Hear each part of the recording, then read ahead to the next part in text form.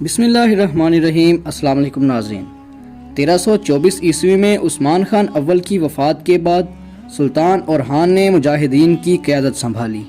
وہ سلطان تو تھے اور بلا شبہ اپنے باپ دادا کی طرح پرجوش جنگجو بہادر بھی تھے، لیکن ریاستی انتظامات میں دلچسپی نہ ہونے کے برابر تھی۔ اس لیے انہوں نے اپنے بھائی علاؤالدین کو زبردستی منا کر اپنا پہلا وزیر منتخب کیا۔ اس طرح علاؤالدین بے وہ پہلے شخص بنے جنہیں پاشا کا لقب ملا۔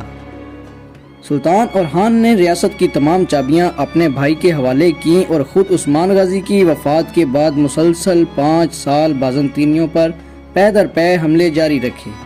وہ جلد از جلد نیکومیڈیا اور نیکیا شہر فتح کر کے قسطنطنیہ کو فتح کرنے کے لیے آگے بڑھنا چاہتے تھے۔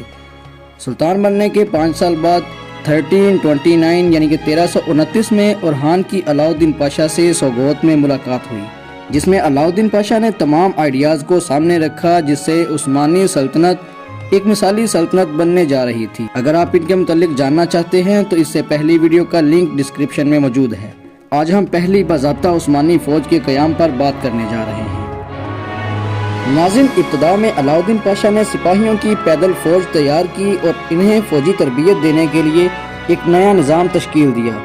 اس فوج کی بھاری تنخواہیں مرتب کیں اور بہت سارے اختیارات دیے، جن کا بعد میں کچھ سپاہیوں نے ناجائز استعمال شروع کر دیا، تو سلطان اورحان کو بغاوت کا خطرہ لاحق ہوا۔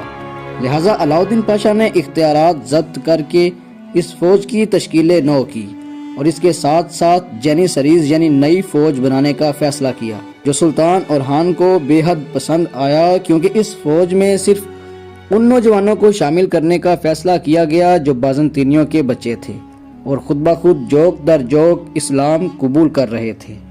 یہ فوج بعد میں تمام سلاطین کی محافظ فوج کے ساتھ ساتھ سب سے قابل فوج بھی بنی، لیکن اس فوج کے قیام پر مورخین کا اختلاف پایا جاتا ہے کہ یہ فوج علاؤالدین پاشا کے بعد آنے والے وزیر قارا خیر الدین پاشا نے اورحان کے بیٹے مراد اول کے دور میں تشکیل دی، جبکہ یہ آئیڈیا علاؤالدین پاشا کا ہی تھا۔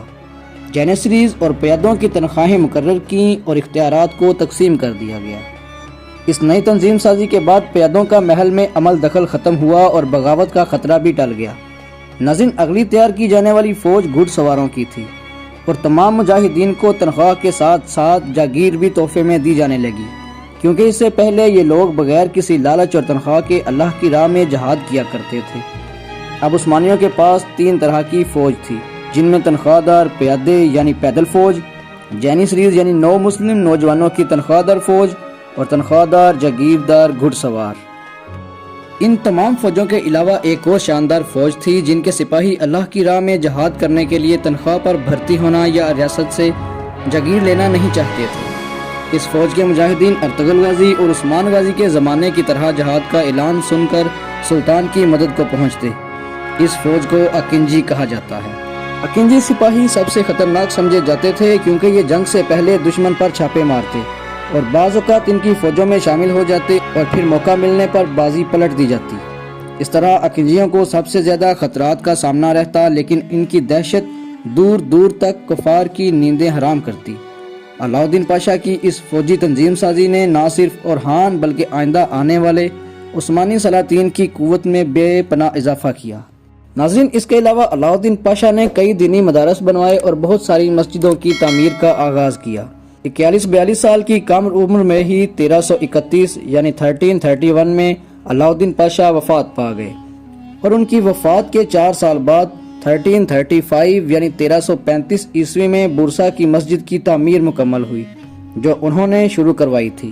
لہٰذا اس مسجد کا نام جامع مسجد علاؤالدین رکھا گیا۔ فوج کی تنظیم سازی سے متاثر ہو کر فرانس کے بادشاہ چارلز ہفتم نے بالکل عثمانی طرز کی فوج کے 15 دستے تیار کروائے۔